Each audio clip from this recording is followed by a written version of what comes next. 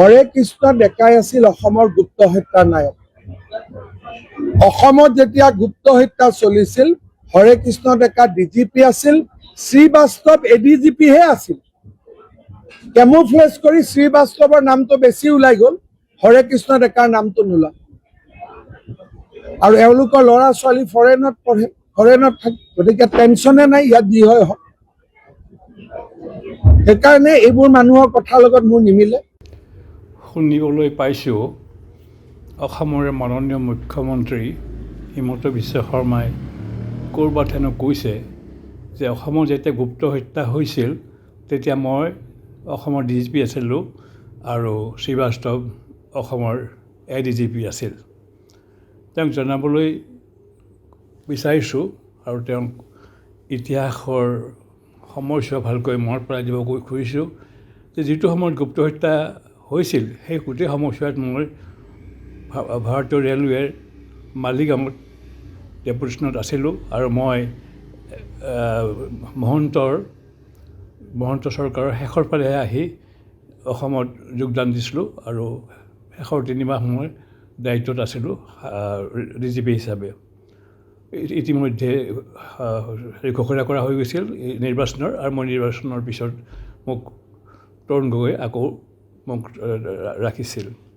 গোটেই গুপ্ত হত্যাৰ পিৰিয়ডটো যদি চোৱা যায়, যিটো সময়ত গুপ্ত হত্যা হৈছিল সেইটো সময়ত মই ডেপুটেশ্যনত আছিলোঁ আৰু সেইটো সময়ত ডিজিপি যদি আছিল PV সুমন্ত। মই PV সুমন্তৰ বিৰুদ্ধে একো ক'ব নাযাওঁ, কাৰণ মই নাজানো কোনে কৰিছিলে গুপ্ত হত্যা।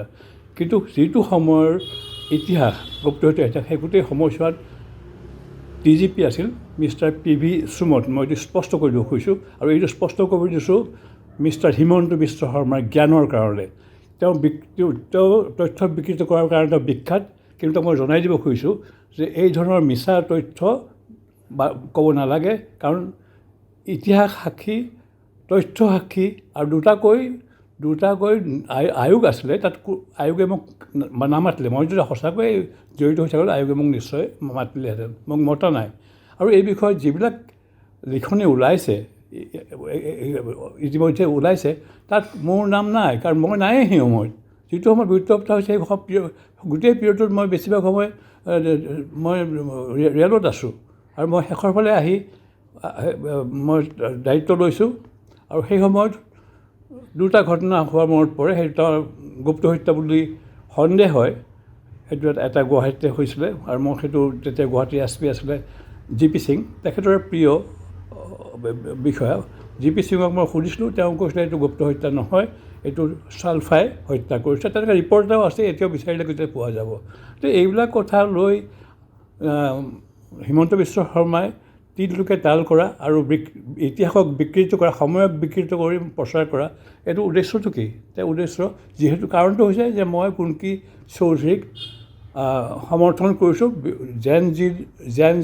জেনজিৰ এগৰাকী প্ৰতিনিধি হিচাপে। মই তেওঁক সেইকাৰণে সমৰ্থন কৰিছোঁ। কিন্তু তেওঁ সমৰ্থন কাক কৰিছে? অসমৰ লগত কোনো সম্পৰ্ক নথকা এগৰাকী হিন্দী ব্যৱসায়িক, যিহেতু বিজেপিৰ পৰা তেওঁ উঠিছে আৰু তেওঁৰ সমৰ্থনত উঠিছে। মই অসমীয়া ছোৱালীজনী জেনজিৰ প্ৰতিনিধি, তাইক সমৰ্থন কৰিছোঁ। এতিয়া মই সমৰ্থনেই কৰি যাম, হিমন্ত বিশ্বই যিয়ে নকৰক।